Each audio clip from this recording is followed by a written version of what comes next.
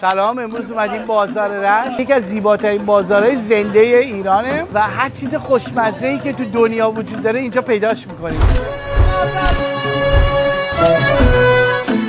میخوام بهتون کادو بدم. به مرغ و اینا دست میزنی، این دستکش آنتی باکتریاله. آنتی باکتریاله. این آقا رو بعدش دستکش کادو بدم. حالتون خوبه؟ عجب شاهکاریه. خیلی خوشگلن. این دستکش آنتی باکتریال ضد میکروبه، مقاومتش بالاست، 3 لایه است. سلام. این دستکش ها 3 لایه است، برای قصابی و ماهی و گوشت و ایناست. آنتی باکتریاله. منم به توی دستکش الان کادو میدم. بعدم اصلا پاره نمیشه.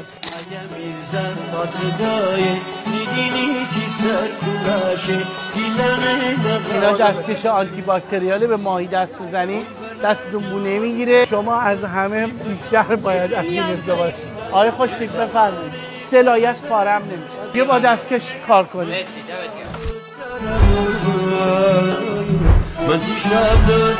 یکی از جایی که به من خیلی خوش میگذره این بازاره. ما امروز دستکش آنتی باکتریالمون رو به کسایی که ماهی، مرغ و حتی با سبزیجات که خیلی گلی باشه و اینا کار میکردن دادیم تا این تجربه رو داشته باشن که چقدر با دستکشی که آنتی باکتریال کار میکنن دستاشون سالمتر میشه و خودشون هم از نظر بهداشتی در امان.